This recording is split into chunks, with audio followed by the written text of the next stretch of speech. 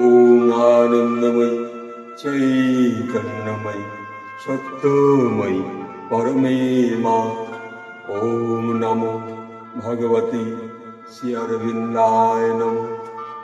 আজ আমরা শ্রী অরবিন্দের সেই একবিন্দু সাবিত্রী অনুভব, এই দীর্ঘদিন মাঝে মাঝে আমাদের এই সাবিত্রীর শোনা, সাবিত্রীর শ্রবণ কখনো কখনো একটু বন্ধ হয়ে যায়, কিন্তু মায়ের কাছে ক্ষমা চেয়ে আবার আমরা সেই মায়ের কৃপা সাবিত্রী অনুভব আবার স্টার্ট করছি।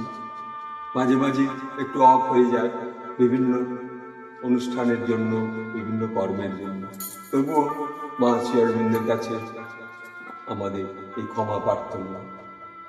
মাকে তাই এখানে শ্রী অরবিন্দে সাবিত্রীতে বলছে যে দ্বিতীয় পর্ব ষষ্ঠ সর্গে বলছেন যে প্রাণধারা সমরত অপরূপ অস্ফুট আকাশে নাই সেখানে মধুর মহিমাময় কোন সূর্যের অবস্থান।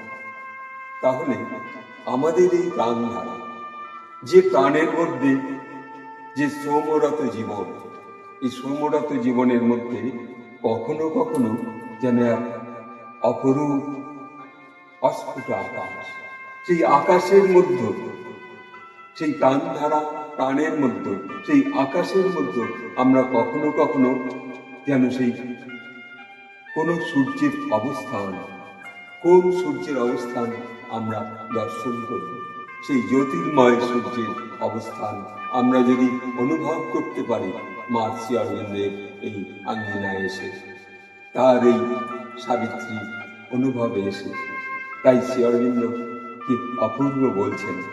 আর আমাদের সদ্য নলিনীকান্ত গুপ্ত তা বাংলায় সুন্দরভাবে প্রকাশ করেছেন, তর্জমা করেছেন। তাই এখানে বলছেন যে প্রাণধারা সমরত অপরূপ অস্ফুট আকাশে নাই যেখানে মধুর মহিমাময় কোন সূর্যের অবস্থান। তাহলে এই প্রাণের মধ্যে যে সূর্যের অবস্থান, এই সমরত কর্মের মধ্যে যে সূর্যের অবস্থান, এই অবস্থান কিন্তু আমরা যদি ডিভাইনকে স্মরণ করি, আমরা যদি মা শ্রী অরবিন্দকে স্মরণ করি, তাহলে আমাদের এই প্রাণধারার মধ্যে সেই জাগতিক সূর্যের রশ্মি নেমে আসবে, যেখানে সেই সূর্যের আলো আরো প্রকাশ হবে এবং আমাদের কর্ম আরো সঙ্গে আরো উদ্যম দিয়ে সেই প্রাণধারার মধ্যে আমরা দেখতে পারবো সেই সূর্যের অবস্থান। কোন সূর্যের?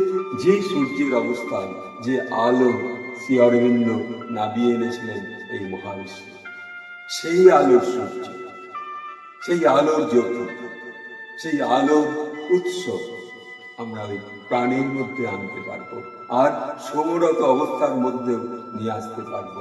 তাহলে আমাদের এই সাবিত্রী ধ্যান অনুভব হবে। ধরুন আপনি যখন কাজ করছেন, তখন সেই কর্মের মধ্যে যেন একটা আনন্দ সৃষ্টি হবে, একটা আলোর শক্তি নেমে আসবে আপনার মনের মধ্যে, প্রাণের মধ্যে একটা নতুন উৎস জাগরিত হবে।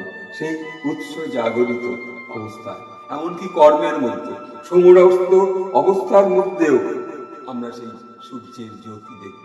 কিন্তু সেই জ্যোতি কে এনেছেন?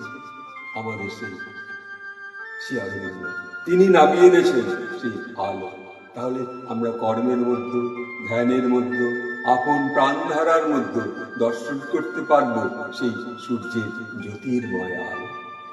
তাই আমরা সেই জন্য শ্রী অরবিন্দের এই সাবিত্রী অংশ থেকে এক বিন্দু সাবিত্রী অনুভব এখানে শ্রী অরবিন্দের সেই শ্রদ্ধেয় আমাদের নলিনীকান্ত যেখানে আমাদের বুঝিয়েছেন, যেখানে বাংলায় প্রকাশ করেছেন যে প্রাণধারা সমরত অপরূপ অস্ফুট আকাশে নাই যেখানে মধুর মহিমাময় কোন সূর্যের অবস্থা।